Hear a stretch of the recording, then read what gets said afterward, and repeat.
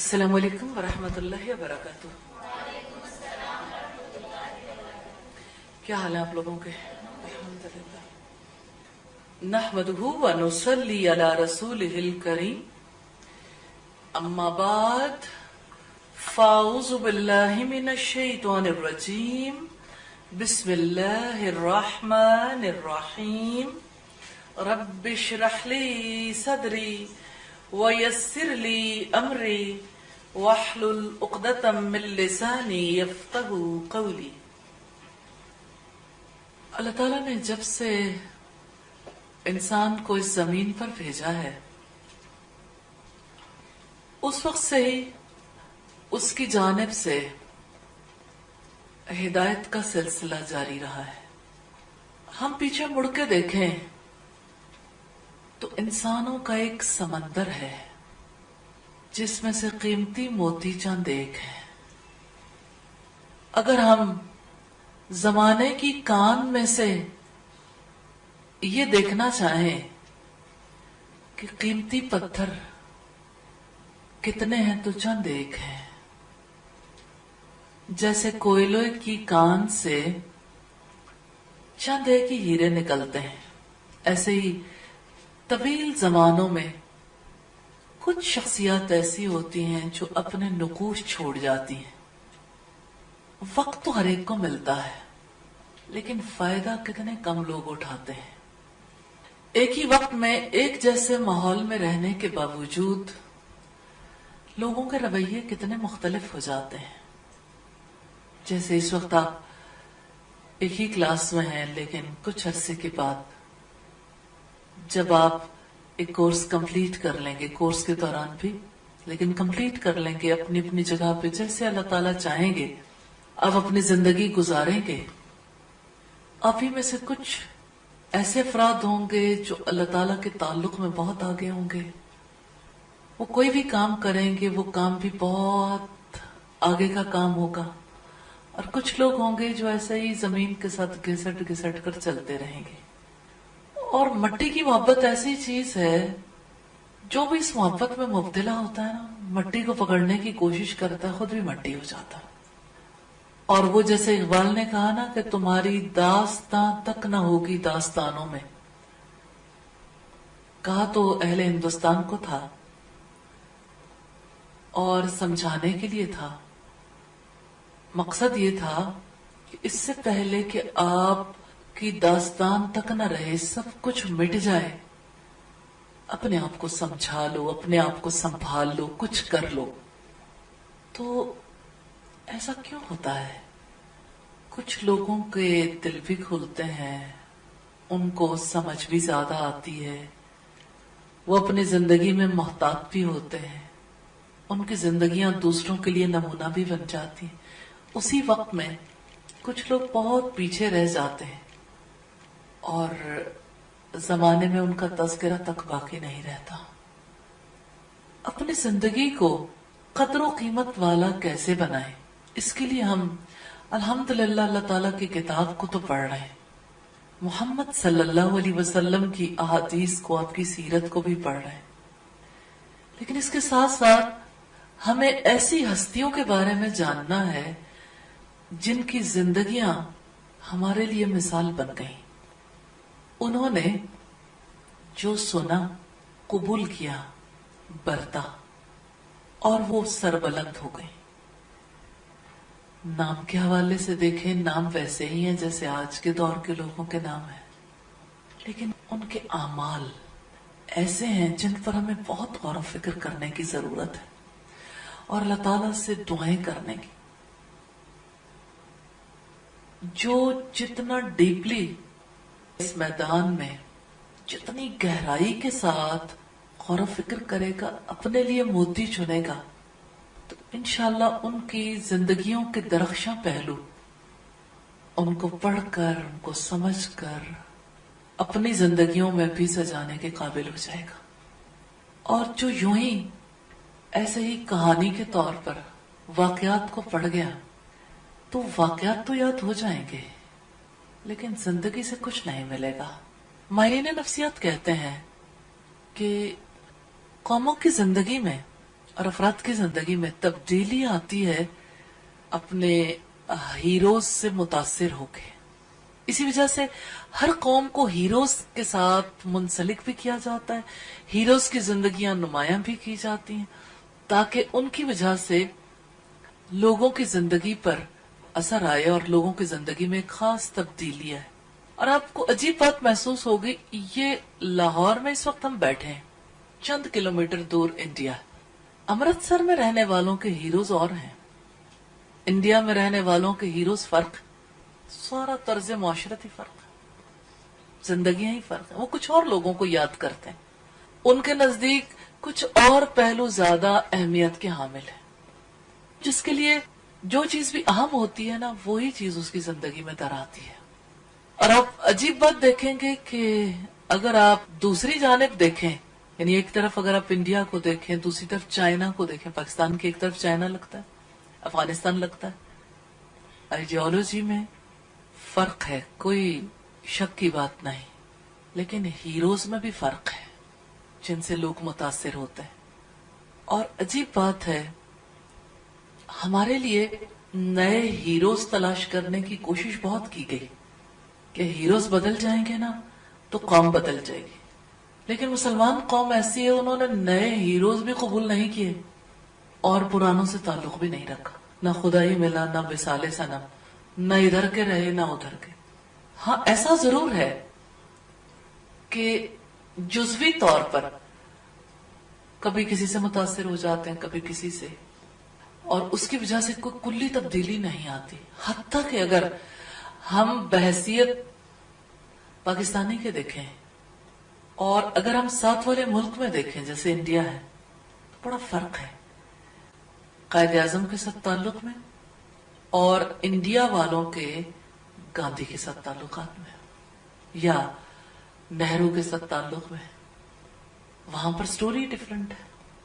وہ اپنے ہیروز کے ساتھ ایک دلی لگاؤ رکھتے ہیں، اور اس چیز کو پوری دنیا میں اگر آپ سٹڈی کر کے دیکھیں گے آپ کو حیرت ہوگی. یعنی ہم پوری دنیا میں سے ایک نئی طرح کے لوگ ہیں جو اس خطے میں بستے ہیں، کیونکہ ہیرو بنانے کی کوشش کی گئی، ہیرو بنا نہیں، کسی نے اپنایا ہی نہیں.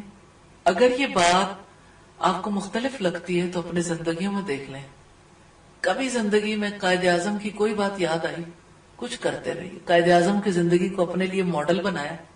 قطع نظر اس کے ہم اس بات پہ بات نہیں کریں گے کہ یعنی قائد اعظم کی زندگی کیسی تھی اور یہ ہے کہ آیا وہ ہمارے ہیرو ہیں یا نہیں. بات یہ ہے کہ ہر قوم جس آئیڈیالوجی پہ، جس نظریے پر یقین رکھتی ہے نا، جو کسی کا عقیدہ ہوتا ہے اس کے مطابق ہیروز کو قبول کرتی ہے. اگر ہیرو کسی اور نظریے کا ہے، کسی اور عقیدے کا ہے، تو دوسرے عقیدے والے سے قبول نہیں کرتے، بھلے سے وہ ایک ہی جگہ پہ رہتے ہوں. تو الحمدللہ ہمارا وہ عقیدہ ہے جو الہامی ہے، اور دنیا میں بسنے والے، خواہ وہ مشرق سے تعلق رکھنے والے ہوں یا مغرب سے، جو بھی اس عقیدے کو ماننے والا ہوگا ان کے ہیروز وہی ہوں گے جو اس عقیدے کو ماننے والے کل تھے، جو آج بھی منظر عام پہ آتے رہیں گے، کیونکہ یہ سلسلہ کبھی ختم ہونے والا نہیں.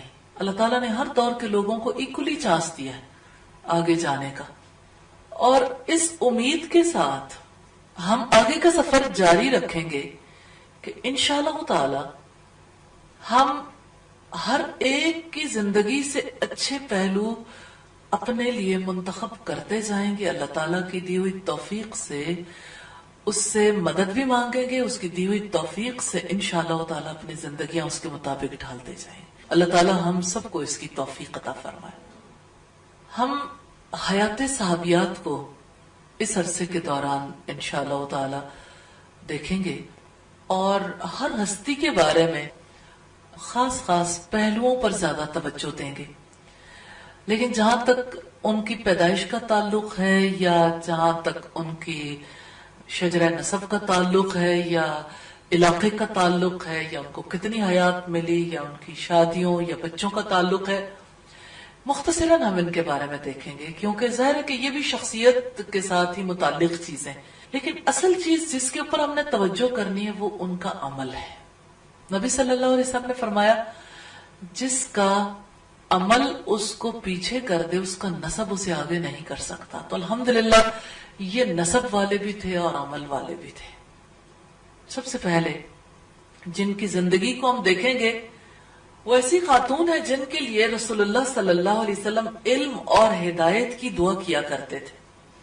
وہ جن کی تربیت رسول اللہ صلی اللہ علیہ وسلم نے کی، وہ جو اللہ تعالیٰ کی شریعت کو اپنے رشتوں پر ترجیح دینے والی تھی، وہ جو کثرت سے صدقہ و خیرات کرنے والی تھی اور اپنی اولاد کو سخاوت کی تلقین کرنے والی روشن مثال تھی، وہ جو صبر کرنے والی بیوی اور اپنی اولاد کو حق پر ثابت قدم رکھنے کے لیے حوصلہ دلانے والی ماں تھی، وہ حق گو اور جرت مند خاتون جنہوں نے بیٹے کی شہادت پر حجاج بن یوسف سے کہا تو نے اس کی دنیا خراب کر دی اور اس نے تیری آخرت خراب کر دی. وہ بہادر خاتون جنہوں نے اپنے بیٹے سے کہا قتل ہو جانے کے ڈر سے اپنے دینی جذبات کو پامال نہ کرنا. وہ ذات النطاقین جن کے بارے میں رسول اللہ صلی اللہ علیہ وسلم نے خوشخبری دی کہ آپ کے اس کمر بند کے بدلے میں اللہ تعالیٰ آپ کو جنت میں 2 کمر بند عطا فرمائے گا. یہ صحیح بخاری کی روایت ہے 2979 نمبر پر.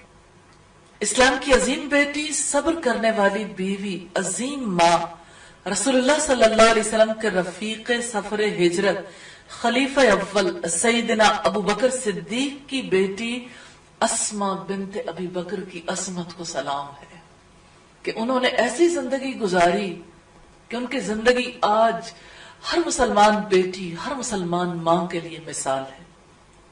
اللہ تعالیٰ نے آپ کو سیدنا ابو بکر جیسا باپ عطا فرمایا، رسول اللہ جیسا عظیم بہنوئی عطا فرمایا، زبیر بن عوام رضی اللہ تعالی عنہ جیسا شوہر اور عبداللہ ابن زبیر جیسا بہادر بیٹا نصیب فرمایا.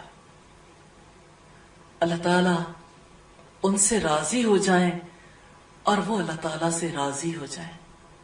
صحابہ کرام اور صحابیات کے بارے میں جب ہم بات کرتے ہیں ہم کہتے ہیں رضی اللہ عنہ ورضوا عنہ، کیونکہ اللہ تعالیٰ نے اپنی کتاب میں ان کے بارے میں یہی فرمایا. یہ کتنا بلند رتبہ ہے. ہر پیچھے آنے والا دعا کرتا ہے رضی اللہ عنہ، اللہ ان سے راضی ہو جائے اور وہ اللہ تعالیٰ سے راضی ہو جائے. اللہ تعالیٰ سے دعا ہے ہمیں ایسی زندگی نصیب فرماتے ہیں جس کی وجہ سے وہ ہم سے راضی ہو جائے اور ہم اس سے راضی ہو جائیں. اللہ تعالیٰ ہمیں ایسی زندگی گزارنے کی توفیق عطا فرمائے جس کی وجہ سے آخرت میں وہ ہمیں اپنے پاس بلند مقام عطا فرمائے. ہم اسی مقصد کے لیے صحابیات کی زندگیاں جاننے کا، ان کے بارے میں پڑھنے کا آغاز کرنے لگے. اسما بنت ابی بکر صدیق کا خاندانی پس منظر دیکھیں گے. نام کے بارے میں تو آپ جانتے ہیں اسما، ان کے والد کا نام سیدنا ابو بکر صدیق رضی اللہ تعالی عنہ، جن کے بارے میں قرآن کہتا ہے ثانی اثنین، 2 میں سے دوسرا تھا. ساری امت قیامت تک انہیں ثانی اثنین کے لقب سے پکارتی رہے گی، تلاوت کرتے رہیں گے سبھی، کیونکہ وہ 2 میں سے دوسرے تھے. وہ دونوں جو غار میں تھے، وہ جب ایک نے کہا کہ انہوں نے ہمارے سر پہ کھڑے ہوئے نیچے نظر ڈال لی تو ہمیں چھوڑیں گے نہیں، تو اللہ کے رسول نے جواب دیا لا تحزن ان اللہ معنا، غم نہ کرو بے شک اللہ ہمارے ساتھ ہے. وہی ابو بکر صدیق جو آپ کے بعد خلیفہ اول بنے، وہ جنہوں نے غزوہ تبوک کے موقع پر اپنا سارا مال رسول اللہ صلی اللہ علیہ وسلم کے سامنے لا کر رکھ دیا. سفر ہجرت کے موقع پر بھی سارا مال لے کر روانہ ہو گئے. تو ابو بکر صدیق رضی اللہ تعالیٰ عنہ کے والد نابینا تھے. انہوں نے گھر والوں سے پوچھا کیا تمہارا باپ سب کچھ لے گیا؟ ज़हीन बेटी ने दादा की तसल्ली के लिए पत्थर लिए, उन पे कपड़ा डाला, जहां मल पड़ा था वहां दादा का हाथ लगवाया कि बहुत कुछ हमारे लिए छोड़ गए, और दादा भी मुतमईन हो गए। मौके पे हालात की नजाकत को भांपते हुए ऐसा डिसीजन करना फरासत वाली मोमिना के लिए ही मुमकिन था। आज भी उनकी जिंदगी से हमें यह सबक मिलता है कि मौके पर कैसा तर्ज अमल इख्तियार करना चाहिए, हालात को कूल रखने के लिए। कितना मुश्किल मौका था जब आप सल्लल्लाहु अलैहि वसल्लम ने हिजरत की। सईदा आयशा सिद्दीका कहती हैं कि रसूलुल्लाह सल्लल्लाहु अलैहि वसल्लम दोपहर के वक्त हमारे घर तशरीफ लाए। उमूमी तौर पर आप ऐसे मौके पर तशरीफ नहीं लाते थे, लेकिन कम ही कोई दिन ऐसा होगा जब आप हजरत अबू बकर सिद्दीक के घर न जाते हो वहां पर। और एक एक तर्ज अमल में हमारे लिए नमूना है वहां पर, और एक एक तर्ज अमल में हमारे लिए नमूना है। ताल्लुकात किस सतह पर कैसे रखे जाते हैं, ईमान वालों के साथ ताल्लुकात। आपका जो ताल्लुक हजरत अबू बकर सिद्दीक के साथ था, उस ताल्लुक की वजह से आप कहा करते थे कि अगर मैं दुनिया में किसी को खलील बनाता तो अबू बकर सिद्दीक होते हैं, लेकिन मैंने अल्लाह को अपना खलील बनाया। आप कहते थे कि अबू बकर सब लोगों के एहसानात का बदला मैंने चुका दिया, मैं चुका सकता हूं, लेकिन अबू बकर सिद्दीक के एहसानात का बदला तो अल्लाह ताला ही चुकाएंगे। आप सल्लल्लाहु अलैहि वसल्लम हिजरत के मौके पर जब हजरत अबू बकर सिद्दीक के घर आए तो उस मौके पर आपने कहा कि अबू बकर घर वालों को एक तरफ भेज दो। तो आपने कहा, हजरत अबू बकर ने कहा, मेरी दो बेटियां हैं, अस्मा और आयशा। तो आपने उन्हें भी वहां से रुखसत करने के लिए कहा। उस मौके पर आप सल्लल्लाहु अलैहि वसल्लम ने एक जरूरी खुशखबरी हजरत अबू बकर सिद्दीक को देनी थी कि हमें मदीना की तरफ रवानगी का हुक्म दे दिया गया है, यानी अल्लाह ताला ने हुक्म दिया है। और हजरत अबू बकर सिद्दीक उस वक्त किस हालत में होंगे जब तक आपने बता नहीं दिया। उस मौके पर आपने खुशखबरी दी कि इस सफर में आप मेरे हम सफर होंगे। हज़रत आयशा सिद्दीका कहती है, मुझे इससे पहले कभी पता नहीं चला था कि कोई खुशी से भी रोता है। मैंने पहली बार अपने वालिद को खुशी से आंसू बहाते देखा, इस खुशी से कि सफर हिजरत में रसूलुल्लाह सल्लल्लाहु अलैहि वसल्लम का साथ नसीब हो गया। क्या वो साथ ऐसा था जो आसान था? क्या अपना घर बार छोड़ना, कारोबार छोड़ना, रिश्तेदार छोड़ना, वो सारे ताल्लुकात, वो सारा माहौल छोड़ना आसान हुआ करता है? तजुर्बे के बगैर बातें समझ नहीं आती।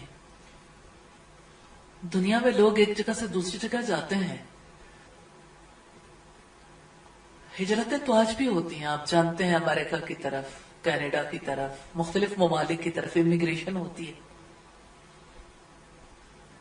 लेकिन वो इमिग्रेशन और ये इमिग्रेशन दोनों में कितना फर्क है।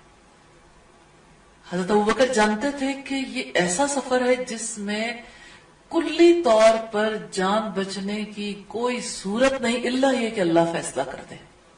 लेकिन इसके बावजूद उन्होंने अपने लिए इसको बहुत बड़ा एहसास समझा, दिल को यकीन आया, इसीलिए उन्हें इस बात की खुशी थी कि अल्लाह ताला ने मुंतखब कर लिया।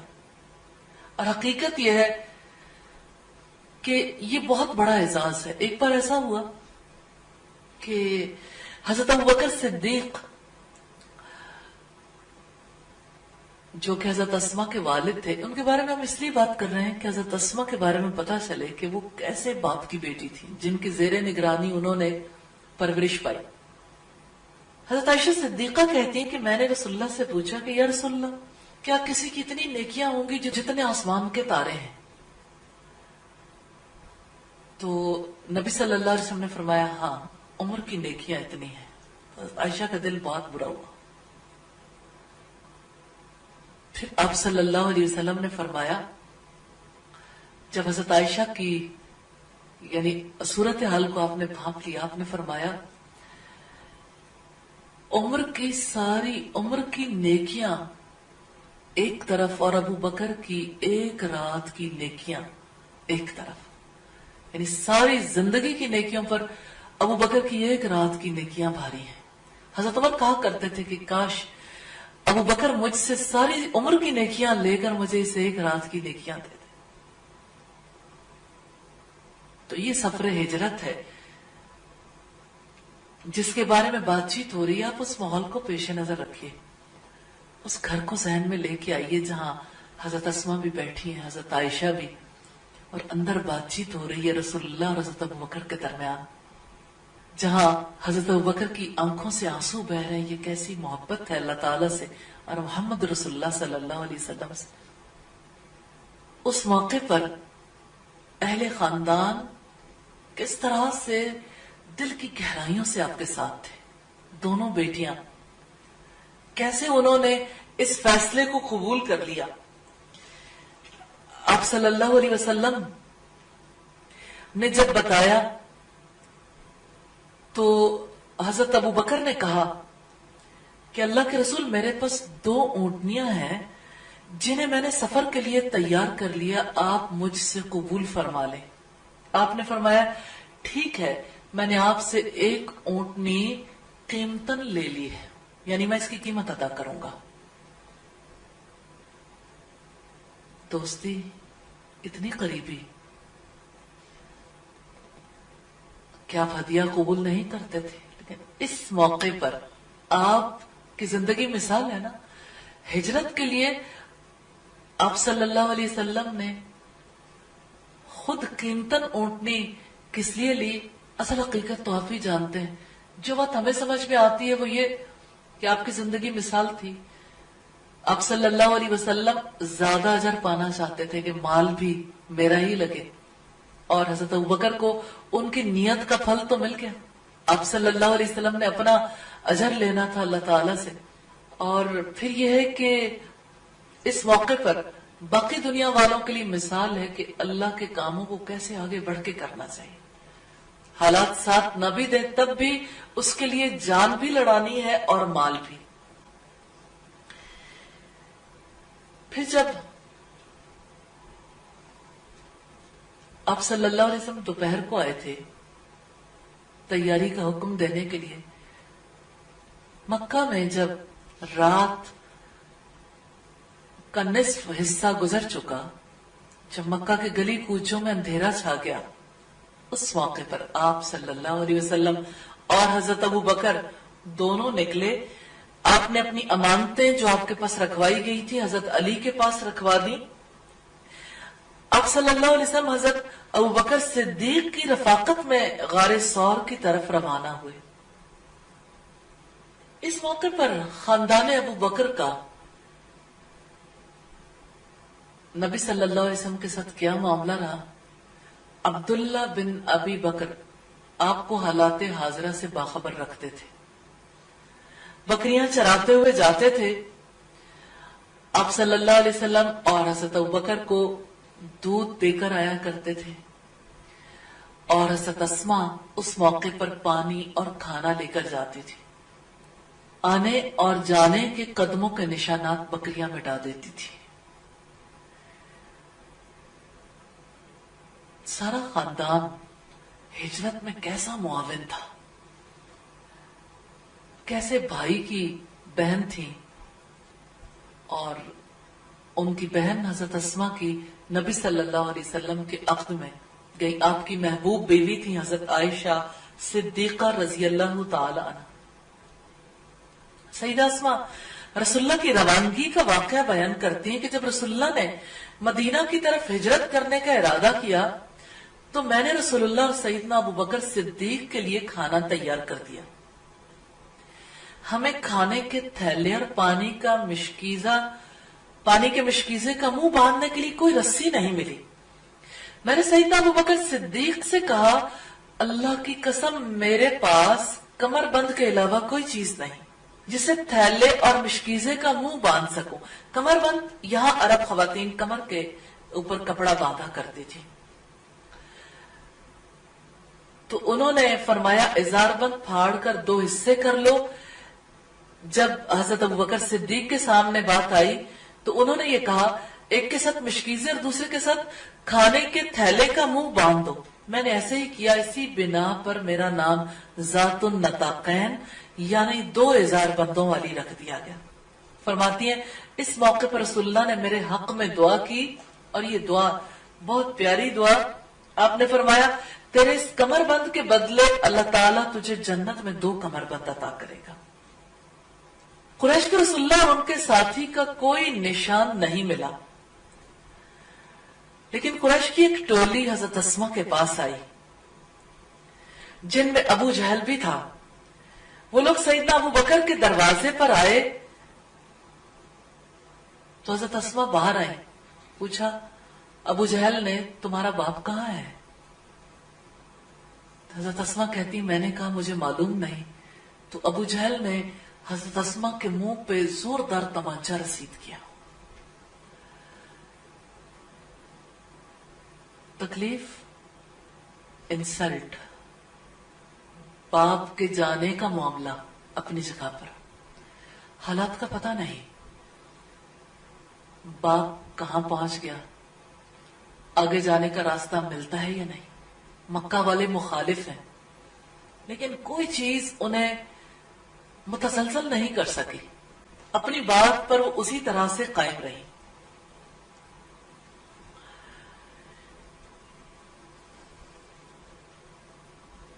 کہتی ہے کہ تھپڑ سے میرے کان کی بالی دور جا گری اور پھر قریشی واپس چلے گئے۔ یہ بخاری کی روایت ہے، یہ سیرت ابن ہشام کی روایت ہے 225 نمبر پیج پہ۔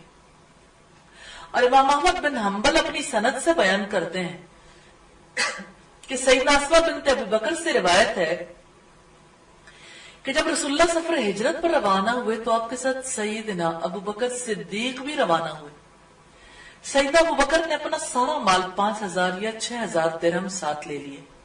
فرماتی ہیں ہمارے پاس ہمارے دادا جان ابو قحافہ آئے، نابینا تھے، کہنے لگے اللہ کی قسم میرے بیٹے نے تمہیں ذاتی اور مالی صدمہ پہنچائے، یعنی خود بھی چلا گیا مال بھی لے گیا۔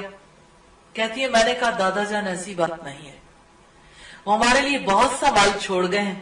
کہتی ہے میں نے گھر کے روشن دان میں کچھ سنگریزے رکھ کر ان پر کپڑا ڈال دیا جہاں میرے ابا جان درہم و دینار رکھا کرتے تھے۔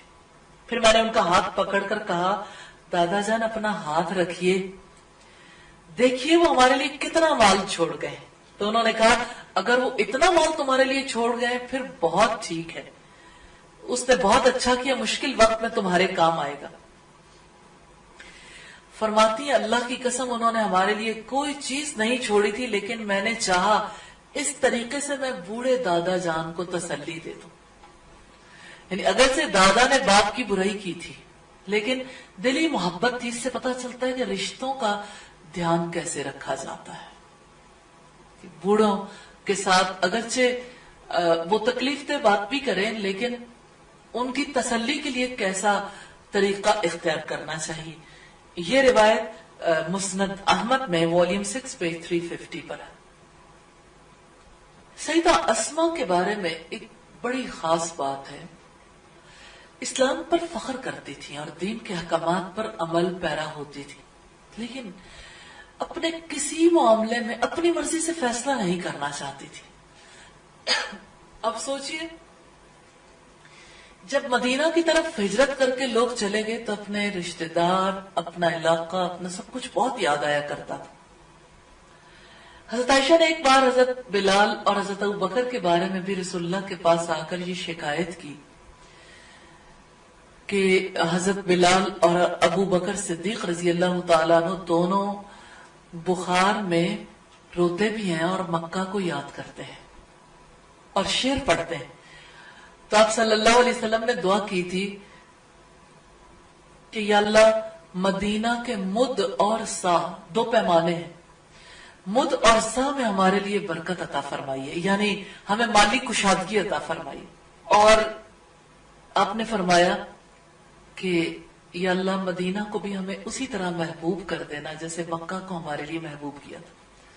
اس کے بعد الحمدللہ کہ لوگوں کا جی مدینہ میں لگا، اللہ نے مالی وسعت بہت عطا کی.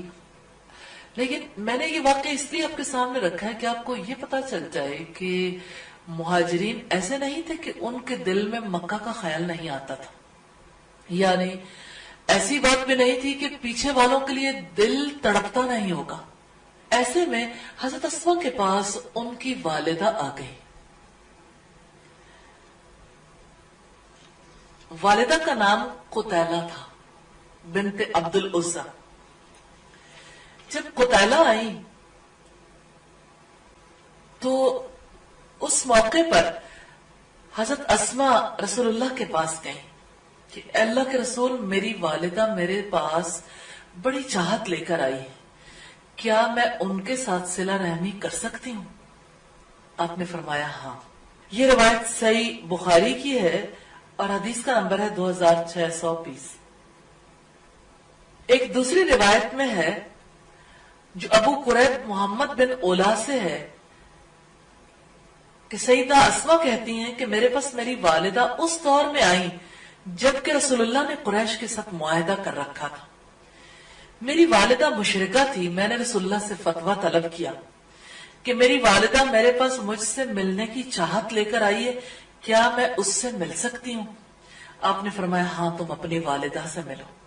سیدہ اسما نے اپنی والدہ کو اپنے گھر میں داخل ہونے سے روک رکھا تھا. یہ اسلام کے ساتھ وابستگی ہے، یہ ہے تعلق. اصل محبت کرنے والے خالص لوگ ایسے تھے کہ ماں کا رشتہ بہت قریبی رشتہ ہے، لیکن ماں بھی اگر مشرکہ ہے، ماں بھی اگر اسلام پر نہیں ہے تو ماں کو ترجیح نہیں، اللہ کے رسول کی بات کو ترجیح، اللہ اور اللہ کے رسول کی بات کو ترجیح. کہ اگر وہ اجازت دیں گے تو ماں باپ سے ملیں گے، اگر وہاں سے اجازت نہیں ملے گی تو ماں باپ سے بھی نہیں ملیں گے. تو والد تو ان کے الحمدللہ اللہ تعالیٰ کے رسول کے دوست تھے. آپ صلی اللہ علیہ وسلم نے والدہ کو بھی جب ملنے کی اجازت دے دی تب حضرت اسما نے انہیں گھر میں داخل ہونے کی اجازت دی. حضرت اسما نے اللہ کی شریعت کو اپنی خواہشات پر اور اپنی محبت پر ترجیح دی. ہم سے بھی یہی مطلوب ہے، ترجیحات بدلنی چاہیے، پرائرٹیز کو چینج ہونا چاہیے. مسلمان وہ ہے جس کے لیے دین پہلی ترجیح پر آ جائے. اور اس بارے میں سورہ لقمان میں ہمیں واضح طرز عمل ملتا ہے، اللہ تعالیٰ کی ہدایت کیا کرنا چاہیے. آیت نمبر 14 ہے جس میں رب العزت نے فرمایا کہ اگر وہ دونوں آپ پر دباؤ ڈالیں کہ آپ شرک کرو تو ان کی اطاعت نہ کرنا، لیکن وَصَاحِبْهُمَا فِي الدُّنْيَا مَعْرُوفًا، ان کے ساتھ دنیا میں اچھے طریقے سے رہنا. ایک اور بات بڑی خاص ہے جو عمومی طور پر موقع پر لوگوں کے ذہنوں سے نکل جاتی، اسی طرف میں حضرت اسما کے واقعے کے حوالے سے توجہ دلانا چاہتی ہوں. رب العزت نے فرمایا وَاتَّبِعْ، اور پیروی کرو سَبِيلَ مَنْ أَنَابَ إِلَيَّ، اس شخص کے راستے کی جس نے میری طرف رجوع کیا، جس نے دین اسلام کی پیروی کی. پھر ایسے موقع پر گائیڈ لائن اس سے نہیں لینی جس نے اللہ کی طرف رجوع نہیں کیا. اسلام معیار مقرر کر دیتا ہے کہ آپ نے رہنمائی کہاں سے لینی ہے. دنیا میں والدین کے ساتھ اچھے طریقے سے برتاؤ ضرور کرنا ہے، اطاعت نہیں کرنی اگر وہ اللہ کی اطاعت نہیں کرتے. اگر وہ اللہ کی اطاعت کے علاوہ کسی اور کی اطاعت کرنے کا حکم دیتے، کسی اور راستے پہ لگانا چاہتے، یہ زندگی کے لیے لیسن لے لیں، سبق سیکھ لیں، اللہ سے دعائیں کر لیں. یہ بہت قیمتی بات ہے، قیمتی رویہ ہے، نصیب والوں کو ملتا. اور اب دیکھ لیں حضرت اسما کو اللہ تعالیٰ نے اتنا بلند مرتبہ عطا کیا، اگر وہ بھی اپنی مرضی کو ترجیح دینے والی ہوتی تو انہیں یہ مقام نصیب ہوتا۔ تو بیٹا یاد رکھیے گا، اندر ہی اندر خود سے اپنے فیصلے نہیں کر لیتے۔ حضرت اسماء کہاں گئی تھی؟ نبی صلی اللہ علیہ وسلم کے پاس۔ یہ میں یہاں پہ رک کے بات اس لیے کر رہی ہوں کہ بہت لوگ جو دین پڑھ بھی جاتے ہیں، جب انہیں کو مشورہ لینا ہوتا ہے تو اپنے جیسوں سے مشورہ کر لیتے ہیں، جب انہیں گائیڈ لائن لینی ہو کہیں اور سے جا کے لے آتے ہیں۔ جب دین آپ کی پہلی ترجیح پر ہے تو جہاں سے آپ کو دین مل رہا ہے، جو دین سکھا رہے ہیں، وہاں سے بات کریں۔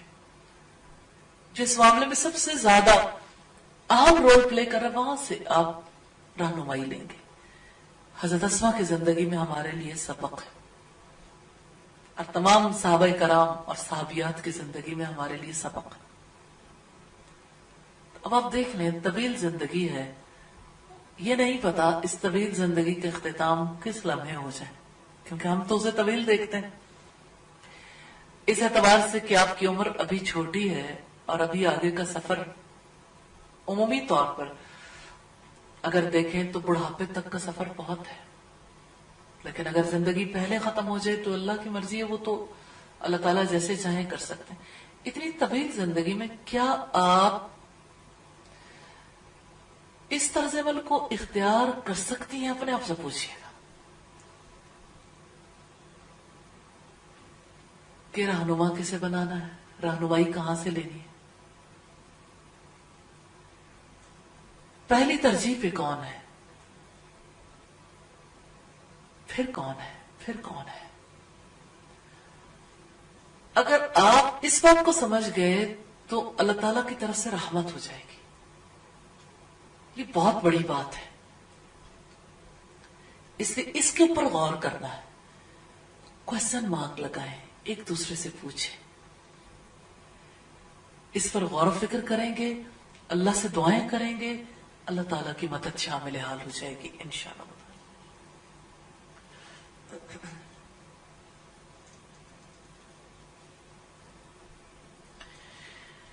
سیدہ اسماء کا تقوی روز روشن کی طرح واضح اور آفتاب اور مہتاب کی مانند آشکار تھا۔ ان کی زندگی کی سب سے اہم بات یہ تھی کہ وہ ہر قسم کے شکوک و شبہات سے مبرہ اور پاک تھی، یعنی اسلام پر عمل پیرا ہونے کے لیے ان کے دل میں کوئی شک نہیں تھا۔ یہ بالکل واضح تھا کہ پہلی ترجیح پر کون ہے، پھر کون ہے، پھر کون ہے، میں نے زندگی کیسے گزارنی ہے۔ دیکھیے، ہر شخص کو اپنے زندگی میں فیصلے کرنے کی بھی ضرورت ہوتی، گائیڈ لائن لینے کی بھی ضرورت ہوتی۔ تو حضرت اسماء کی زندگی کو ہمیشہ اپنے سامنے رکھیے۔ جتنا جتنا کسی کو اللہ تعالیٰ کی طرف سے فہم ملے گا، جتنی حکمت ملے گی، اتنا ہی دین کے راستے پہ عمل، دین کی سمجھ بھی آئے گی اور دین پر عمل پیرا ہونا بھی آسان ہو جائے گا۔ اور نبی صلی اللہ علیہ وسلم نے فرمایا، مَن یُرِدِ اللَّهُ بِهِ خَیْرًا یُفَقِّهُ فِی الدِّین، جس کے ساتھ اللہ تعالیٰ بھلائی کا ارادہ کرتا ہے اس کو دین کی سمجھ عطا کرتا ہے۔ تو یہ دین کی سمجھ ہے، یہ سچی سمجھ ہے۔ اللہ تعالیٰ ہم سب کو نصیب فرمائے۔ سیدنا علی ابن ابی طالب کے بارے میں آپ جانتے ہیں کہ جب نبی صلی اللہ علیہ وسلم ہجرت کے سفر کے لیے روانہ ہوئے تھے تو انہیں اپنے پیچھے امانتیں سپرد کرنے کے لیے چھوڑ گئے تھے۔ پھر حضرت علی جب مکہ سے مدینہ کے لیے نکلے تو آل نبی کے ساتھ سفر ہجرت پر روانہ ہوئے۔ اس قافلے میں کون کون لوگ تھے؟ عبداللہ بن ابی بکر، سیدنا ابو بکر صدیق کی بیوی سیدہ ام رومان، اور دونوں بہنیں سیدہ عائشہ اور سیدہ اسماء رضی اللہ تعالی عنہما تھی۔ سیدہ اسماء حالت حمل میں تھی، جب مدینہ پہنچی تو انہوں نے نومولود کو جنم دیا، جسے ان کی بہن سیدہ عائشہ اٹھا کر رسول اللہ صلی اللہ علیہ وسلم کی خدمت میں حاضر ہوئی۔ آپ نے اس بچے کو گھٹی دی، اس کا نام عبداللہ رکھا۔ یہ عبداللہ ابن زبیر تھے، تاریخ اسلام کی ایک بہت اہم شخصیت رضی اللہ تعالیٰ عنہ۔ یہ مدینہ میں پیدا ہونے والا پہلا بچہ تھا، پہلا بچہ۔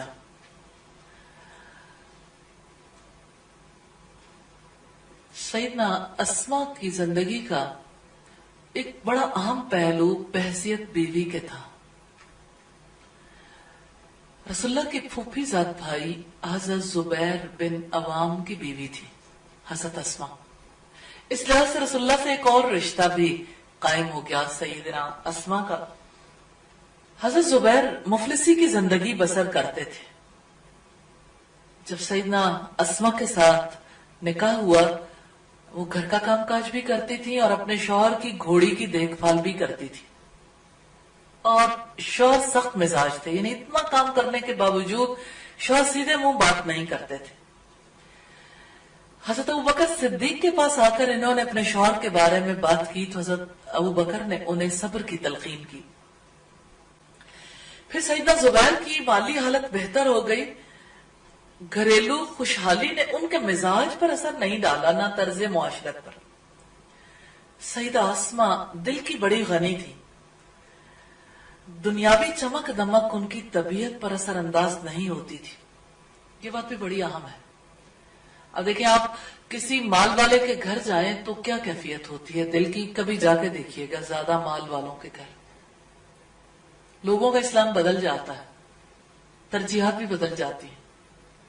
اپنی زندگی کے بارے میں لوگ سوچنا شروع کر دیتے ہیں کہ اپنی زندگی کو کس طرح سے اس پیٹرن پر لے کے آئیں۔ لیکن وہ کیسے لوگ تھے جن پر چمک دمک اثر انداز نہیں ہوتی تھی؟ یقیناً ہر ایمان والی بچی اور خاتون کو، ہر ایمان والے شخص کو اسی معیار پر آنا ہے کہ دنیا کی چمک دمک سے متاثر نہیں ہونا انشاءاللہ۔ کسی کا مال ہے، مال کسی کا بھی وہ ہاتھ کی میل ہے، جس کو اللہ چاہے دے دے، جب چاہے واپس لے لے۔ مال کی وجہ سے کسی کا قد بلند نہیں ہو سکتا، اور کوئی اگر بے مال والا ہے تو اس کی وجہ سے اس کی قدر و قیمت ختم نہیں ہو سکتی۔ قدر و قیمت تو ایمان اور تقوی کی وجہ سے ہے۔ رب العزت نے فرمایا ان اکرمکم عند اللہ اتقاکم، کہ بے شک تم میں سے عزت والا وہ ہے جو زیادہ متقی ہے۔ حقیقت یہ ہے کہ عزت تقوی کے ساتھ ہے، اور تقوی اللہ تعالیٰ کی ہدایات کے مطابق زندگی بسر کرنے والے کے اندر رہتا۔ حضرت اسما کثرت سے صدقہ و خیرات کرنے والی تھی۔ جب بیماری میں مبتلا ہونے کے بعد شفا یاب ہوئی تو انہوں نے اللہ کا شکر ادا کرتے ہوئے اپنے غلام آزاد کیے، اور اپنی اولاد کو سخاوت کی تلقین کیا کرتی تھی۔ انفقوا وتصدقوا ولا تنتظروا الفضل، خرچ کرو، صدقہ و خیرات دو، فراوانی کا انتظار نہ کرو۔ یہ بہت پیاری بات ہے۔ میں اس بات کے پیچھے بھی کچھ بات آپ سے کرنا چاہوں گی کہ حضرت اسما کیسے اتنی صدقہ و خیرات کرنے والی ہو گئی۔ نبی صلی اللہ علیہ وسلم نے ایک بار انہیں فرمایا، پلو سے باندھ لینے والی خاتون تھی، رسول اللہ کی نصیحتوں کو، کہ اے اسما گن گن کر نہ رکھو، گن گن کرنا تو ورنہ اللہ بھی گن کر دے گا۔ ایک بار آپ نے فرمایا اسما تھیلی کا منہ یا بندھن باندھ کر نہ رکھو، آپ اگر بند کر کے رکھو گے تو اللہ تم پر رزق بند کر دے گا، مراد یہی تھی۔ تو سیدہ اسما رسول اللہ کی زیر تربیت رہی تھی، اسی وجہ سے خود تو انہوں نے سیکھا، لیکن کتنی بڑی بات انہوں نے سیکھی اور سکھائی، اپنی اولاد کو خرچ کرو، صدقہ و خیرات دو، فراوانی کا انتظار نہ کرو کہ اللہ اور دے گا، پھر اور آئے گا تو دیکھیں گے، یعنی یہ کام تو سدا ہی جاری رکھنا۔ حقیقت یہ ہے کہ سیدہ اسما نے اپنے والد کی نصیحت کو اپنی اولاد کی طرف منتقل کیا، اپنے بیٹے عبداللہ کو بلند اخلاق کے جوہر سے آراستہ کیا۔ سیدنا زبیر مشرکین کے ساتھ مقابلہ کرتے وقت اپنے بیٹے عبداللہ کو سواری پر اپنے پیچھے بٹھا لیا کرتے تھے تاکہ وہ لڑائی کا فن سیکھ لیں، شاہ سواری میں مہارت پیدا کر لیں۔ وہ اپنے والد سے اس کا درس لیا کرتے تھے، وہ میدان حرب میں مقابلے کا مشاہدہ کیا کرتے تھے۔ سیدہ اسما نے اپنے بیٹے میں دین الہی کے غلبے کے لیے بہادری کا جوہر پیدا کیا اور اسے ہر گھڑی حق کا ساتھ دینے کے لیے تیار کیا تھا۔ ایک دن سیدہ اسماء اور سیدنا زبیر بن عوام کے درمیان جھگڑا ہو گیا۔ سیدہ اسماء نے اپنے بیٹے عبداللہ سے تعاون چاہا۔ سیدنا زبیر بن عوام ظاہر ہے کہ اپنی ضد کے پکے تھے۔ جب وہ ان دونوں کے پاس اندر آنے لگے تو سیدنا زبیر نے غضبناک ہو کر کہا، اگر تم اندر آئے تو تیری والدہ کو طلاق دے دوں گا۔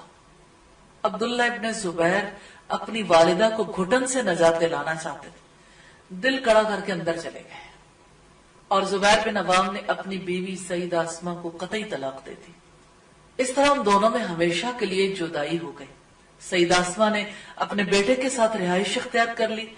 نبی کریم صلی اللہ علیہ وسلم سیدہ اسماء کے لیے علم اور ہدایت کی دعا کیا کرتے تھے۔ سیدہ اسماء کے حوالے سے ان کے علم کے لیے جو دعا ہے اور ہدایت کے لیے آپ صلی اللہ علیہ وسلم ان کی تربیت کے لیے کتنی کوششیں کیا کرتے تھے۔ ایک بار سیدہ اسماء نے ایک دوپٹہ اوڑھ رکھا تھا، دوپٹہ باریک تھا، جیسے ہمارے یہاں بھی دوپٹے سارے ہی باریک ہوتے ہیں عموماً، شفون کے دوپٹے جس طرح ہوتے ہیں۔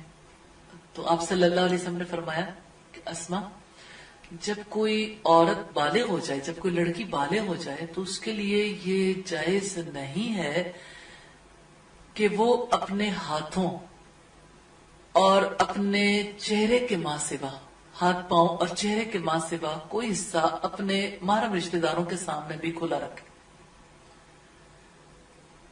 اس لحاظ سے آپ صلی اللہ علیہ وسلم نے جو بات حضرت اسماء سے کہی، حضرت اسماء اس پر کاربند ہو گئی۔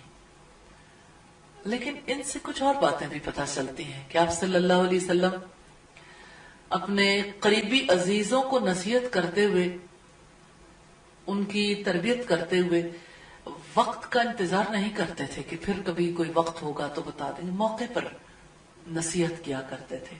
اور یہ بھی کہ نصیحت قبول کرنے والے اسے قبول بھی کرتے تھے، الحمدللہ۔ تو سیدہ اسماء نبی صلی اللہ علیہ وسلم کے ساتھ حضرت عائشہ کے تعلق کی وجہ سے بہت ہی زیادہ کلوز تھی، اس وجہ سے آپ صلی اللہ علیہ وسلم سے بہت دعائیں لیا کرتی تھی۔ سیدہ اسماء کی گردن میں ایک دفعہ ورم پیدا ہو گیا، رسول اللہ نے سوجی ہوئی جگہ پر اپنا دست مبارک لگایا تو اس طرح سے اللہ تعالیٰ نے شفا عطا کر دی۔ جب نبی کریم دنیائے فانی سے رفیق اعلیٰ یعنی رب العالمین کی طرف چلے گئے تو اس موقع پر وہ بہت زیادہ غمزدہ ہوئی، کیونکہ نبی صلی اللہ علیہ وسلم ان سے انتہائی شفقت سے پیش آتے تھے۔ سیدہ اسماء ایک مضبوط سہارے سے محروم ہو گئی تھی۔ پھر دوسری دفعہ انہیں بڑا صدمہ تب پہنچا جب حضرت ابوبکر صدیق کا انتقال ہوا۔ سیدہ اسماء ایک بہادر شخص کی بیوی بھی تھی، پھر جب طلاق ہو گئی ان کا بیٹا بھی بہت بہادر تھا۔ بہادر ماں کی زیر نگرانی انہوں نے پرورش پائی تھی اور انہوں نے اپنے بیٹے کو نبی صلی اللہ علیہ وسلم کے شمائل سے آراستہ کرنے کی کوشش کی تھی، یعنی آپ جیسے اوصاف پیدا کرنے کی کوشش کی تھی۔ عبداللہ بن زبیر رضی اللہ تعالیٰ عنہ محتاط دانشور بن گئے تھے اور شمشیر زنی میں انہیں بڑی مہارت حاصل ہو گئی تھی۔ یزید بن ابی سفیان کے بعد مروان بن حکم بھی سیدنا عبداللہ بن زبیر کو زیر فرمان بنانے میں کامیاب نہیں ہو سکا۔ یہ تاریخ اسلامی کا سیاہ پہلو ہے۔ جب اس کا بیٹا عبد الملک بن مروان مسرت اقتدار پر براجمان ہوا تو اس نے عراق کے گورنر حجاج بن یوسف کے ساتھ اس بات پر اتفاق کیا کہ عبداللہ بن زبیر کو طاقت کے زور پر مطیع فرمان بنایا جائے، اس مقصد کے لیے مکہ پر چڑھائی کی جائے، وہ اگر اطاعت قبول نہ کرے تو اس کا کام تمام کر دیا جائے۔ حجاج اپنا لشکر لے کر مکہ معظمہ پہنچا۔ اس نے وہاں پہنچ کر جبل ابو قبیس کی چوٹی پر اپنی توپ نصب کر لی اور مسجد حرام اور کعبۃ اللہ پر گولہ باری کی۔ سیدنا عبداللہ ابن زبیر اور ان کے ساتھی مسجد حرام میں پناہ لیے ہوئے تھے۔ محاصرہ بڑا سخت تھا۔ محاصرہ توڑنے کی غرض سے جب انہوں نے مقابلہ شروع کیا، سیدنا عبداللہ ابن زبیر نے موقع پا کر اپنی والدہ کے پاس جانے میں عافیت محسوس کی تاکہ ان سے رہنمائی حاصل کرے۔ انہوں نے والدہ کو واضح انداز میں بتایا کہ اکثر ساتھی ساتھ چھوڑ گئے، محاصرہ سخت ہے، حالات بڑے کٹھن ہیں۔ سیدہ اسما نے اپنے بیٹے کو نصیحت کرتے ہوئے کہا، بیٹا قتل ہو جانے کے ڈر سے اپنے دینی جذبات کو پامال نہ کرنا، یعنی یہ نہ سوچنا کہ اب گولہ باری ہونے لگی، حرم کی حرمت پامال ہو گئی اور اب ہتھیار ڈال دیں، یعنی ہتھیار ڈالنے کی گنجائش نہیں۔ سیدنا عبداللہ بن زبیر نے کہا کہ مجھے اندیشہ ہے وہ مجھے قتل کر کے لاش کے ٹکڑے کر دیں گے۔ سیدہ اسما نے فرمایا، بیٹا بکری کو جب ذبح کر دیا جاتا ہے تو پھر اسے کیا، جس طرح بھی اس کے گوشت کو کاٹا جائے اسے کیا فرق پڑتا ہے، یعنی ایک ہی بار جان جانی۔ بیٹا جاؤ اللہ کی مدد طلب کرو اور اپنی بصیرت کے مطابق عمل کرو۔ سیدنا عبداللہ بن زبیر اپنی والدہ کے پاس سے اٹھے اور بڑی بہادری کے ساتھ میدان میں اتر کر دشمن کے ساتھ مقابلہ کرنے لگے۔ بار بار یہ شعر پڑھتے تھے جس کا ترجمہ ہے، اے میری والدہ سیدہ اسما، اگر میں قتل کر دیا گیا تو آپ مجھ پر آہو بکا نہ کریں، میرا خاندان اور دین باقی رہے گا، اور میرا دایاں ہاتھ تیز تلوار کے ساتھ نرم پڑ گیا، یعنی اب میں اس موقع پر پہنچ گیا ہوں، لیکن آپ نے مجھ پر آہو بکا نہیں کرنی۔ سیدنا عبداللہ ابن زبیر ظالم کے سامنے ڈٹے رہے، لیکن اس دوران مسجد کا ایک ستون ٹوٹ کر گر پڑا جس سے وہ شہید ہو گئے۔ امام مسلم نے سیدنا عبداللہ ابن زبیر کی شہادت کے واقعے کو بیان کرتے ہوئے فرمایا کہ سیدنا عبداللہ ابن زبیر کو شہر کی ایک گھاٹی میں دیکھا گیا کہ ان کی لاش پڑی ہوئی ہے۔ ان کے پاس سے قریش اور دوسرے لوگ چپکے سے دیکھتے ہوئے گزرتے جا رہے ہیں۔ جب سیدنا عبداللہ ابن عمر وہاں سے گزرے، لاش دیکھ کر رک گئے، 3 مرتبہ لمبی آہ بھرتے ہوئے کہا، اے ابو خبیب السلام علیکم۔ پھر غمزدہ ہو کر 3 مرتبہ کہا، اے ابو خبیب میں نے تجھے اس مقابلہ آرائی سے روکا تھا، اللہ کی قسم میری معلومات کے مطابق تو روزے دار، عبادت گزار اور صلہ رحمی کرنے والا تھا، اللہ کی قسم تو امت کا ایک بہترین فرد تھا۔ یہ کہتے ہوئے سیدنا عبداللہ ابن عمر وہاں سے چل دیے۔ حجاج کو سیدنا عبداللہ ابن عمر کے وہاں رکنے اور ان کی باتوں کا پتہ چل گیا۔ اس نے سیدنا عبداللہ ابن زبیر کی لاش کو تختہ دار سے اتارنے کا حکم دیا اور اسے یہودیوں کے قبرستان میں پھینک دیا گیا۔ پھر حجاج بن یوسف نے سیدنا عبداللہ ابن زبیر کی والدہ سیدہ اسما کی طرف پیغام بھیجا کہ وہ اس کے پاس آئے۔ حقیقت یہ ہے کہ ہمیں تذکرہ ملتا ہے کہ سیدہ اسما اس کے بلانے سے پہلے ہی اپنے بیٹے کی لاش کے پاس سے گزری جب وہ تختہ دار پر لٹک رہے تھے۔ سیدہ اسما نے دیکھا وہ بوڑھی ہو چکی تھی اس وقت تک، تو کہنے لگی کہ ابھی تک یہ سوار اپنی سواری سے نہیں اترا۔ سوچے ایک ماں کا دل ہے، کتنی بہادر خاتون تھی، بیٹے کو تختہ دار پہ لٹکتا دیکھ کر ایک لمحے کے لیے متاثر نہیں ہوئی، بلکہ بیٹے کو ایک بہادر کی شکل میں دیکھا جس نے اللہ کی راہ میں جان دی۔ ہاں یہ ہمارے اپنی سوچ ہوتی ہے، ہمارے پیچھے کام کرنے والا عقیدہ ہے جس کی وجہ سے ہم حالات و واقعات کا تجزیہ کرتے ہیں۔ جب ہم حالات و واقعات کا تجزیہ کرتے ہیں اس وقت پتہ چلتا ہے کہ عقیدہ کیا ہے۔ تو سیدہ اسما کو حجاج بن یوسف نے بلوایا تو انہوں نے اس کے پاس جانے سے انکار کر دیا۔ اس نے دوبارہ پیغام بھیجا، بہتر یہی آپ میرے پاس آئیں۔ سوچیں حجاج نے کیسی بات کی، نبی صلی اللہ علیہ وسلم کی بیوی کی بہن سے کہنے لگا کہ آپ میرے پاس آئیں ورنہ میں کسی ایسے شخص کو بھیجوں گا جو تجھے سر کے بالوں سے پکڑ کر گھسیٹ کر میرے پاس لائے گا۔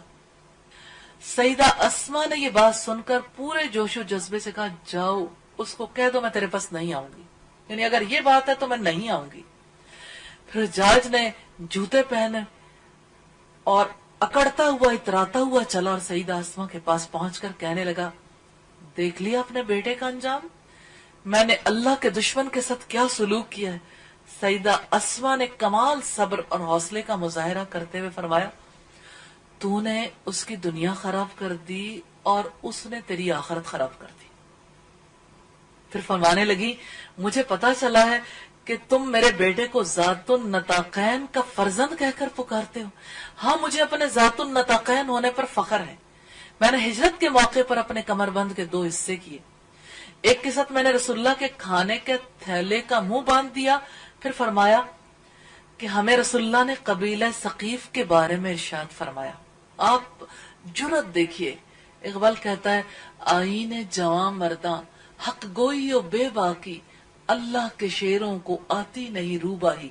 یعنی یہ جو لومڑی جیسا کام ہے نا، چلاکیاں کرنا، یہ اللہ کے شیروں کو نہیں آتا. وہ تو سیدھی کھری سچی بات کہتے ہیں. جیسے سورہ الاحزاب کی آیت نمبر 71 میں ہے قولوا قولا سدیدا، سیدھی سچی کھری بات کرو. تو حضرت اسما کے اندر اس حکم پر عمل کو دیکھیے گا.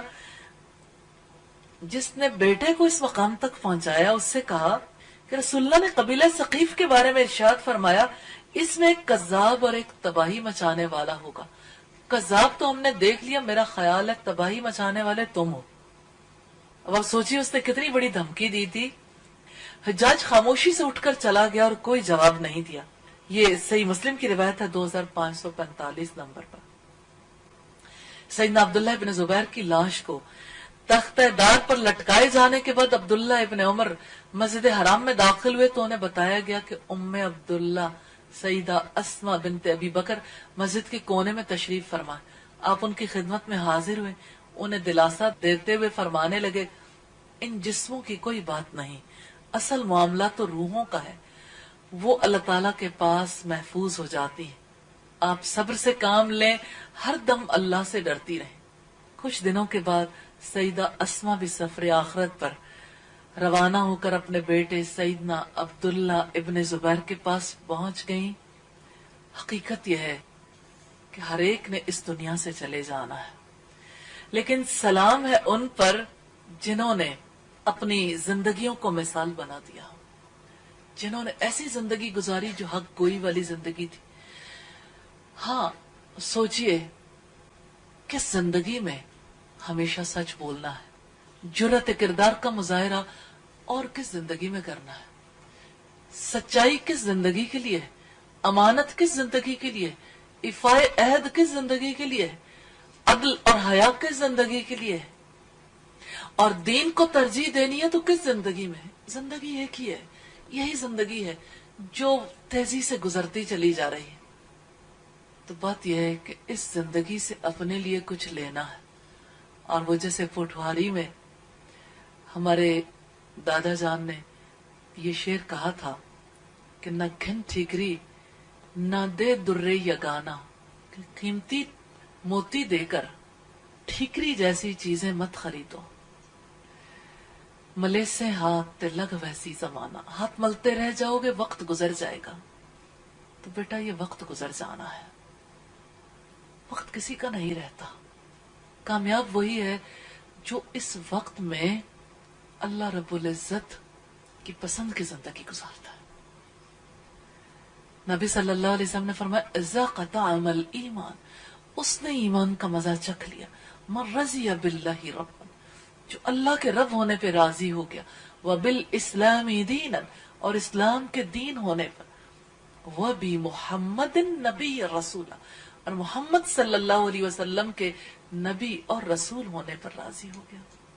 سلام ہے سیدہ اسما پر جنہوں نے عظیم ماں کا کردار ادا کیا، صبر کرنے والی بیوی کا، جنہوں نے ایسی اولاد کی تربیت کی کہ وہ اولاد بھی دین کے لیے قیمتی سرمایہ ثابت ہوئی.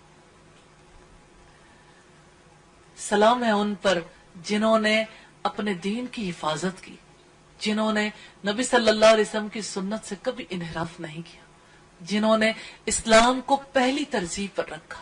اللہ تعالیٰ سے دعا ہے ہمیں ان کے نقش قدم پر چلنے کی توفیق عطا فرمائے. الحمدللہ آج ہم نے ایک قیمتی زندگی کے بارے میں دیکھا. جس وقت پہ ہم بات کرتے ہیں اس وقت پہ وہ باتیں اثر انداز ہوتی ہیں، وقت گزر جاتا ہے اور باتیں بھول جاتی ہیں. اس لیے یہ وقت بھی گزر نہ جائے. اس وقت کے گزر جانے سے پہلے ہم اس وقت کو اپنے لیے قدر و قیمت کا حامل بنا سکتے ہیں. قدر و قیمت کا حامل بنانے کے لیے ضرورت اس عمر کی ہے کہ آپ حضرت اسما کی زندگی سے دیکھیں کہ اپنے لیے کیا لینا ہے. اپنی زندگی کے لیے جو کچھ لینا چاہتے ہیں اس کو رائٹ ڈاؤن کر لیں. اپنے لیے جب آپ رائٹ ڈاؤن کریں گے آپ اپنی ایک نوٹ بک بنائیں گے چھوٹی، جس پہ آپ اپنا جائزہ لیتے رہیں گے. اس نوٹ بک میں صرف جائزہ لینے والی باتیں رہ جائیں گی. جب جب اللہ تعالیٰ آپ کو توفیق دے گا، اس کے بہت سے حصے آگے بنا لیں، اس کے بہت سے خانے بنا لیں. ایک جانب آپ سعید آسما کی زندگی سے جو باتیں آپ نے اپنے لیے لینی وہ باتیں لکھ لیں. آگے جس تاریخ کو آپ اسے کبھی ریوائز کریں گی پھر دیکھیں گی کہ اچھا اب میری زندگی میں یہ چیز ہے یا نہیں. لیکن آپ جانتے ہیں کہ مادی طور پر جو چیزیں ہوتی ہیں وہ بھی انسان کو خوشیاں دے جاتی ہیں، جیسے ہیرے جواہرات موتی. انسان ان کی وجہ سے یہ فیل کرتا ہے کہ اچھا یعنی پریشیس چیزیں میرے پاس ہیں.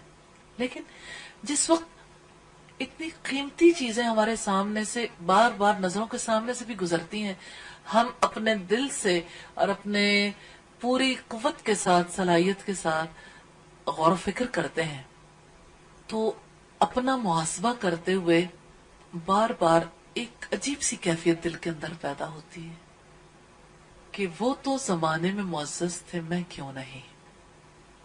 وہ ایسے تھے تو ہم کیوں نہیں؟ پھر اللہ سے بار بار انسان دعائیں کرتا ہے تو اللہ تعالیٰ کی رحمت سے پھر انسان کو موقع نصیب ہو جاتا ہے. اس لیے آپ ہر زندگی کے بارے میں ایڈ اپ کرتے چلے جائیں گے اور اگلا پیج چھوڑ دیں گے جب جب آپ اس کی یعنی پیج کا وہ حصہ جس دن بھی آپ اس کو دیکھیں گے اس دن کا ڈیٹ ڈال دیں اور کیفیت بھی. کہیں آپ دیکھیں گے کہ اچھا کچھ نہ کچھ دیکھا ہے، رائٹ لگا دیں یا کراس لگا دیں لیکن ڈیٹ لکھ دیں، پتہ لگ جائے گا کہ اچھا اس ڈیٹ پہ پھر دیکھا تھا. تو یہ آپ کا ایک سفر ہوگا ان درخشاں پہلوؤں کے ساتھ. تو انشاءاللہ اس طرح سے امید ہے کہ نفع اٹھائیں گے. سبحانک اللہم و بحمدک نشہد ان لا الہ الا انت نستغفرک و نتوب الیک.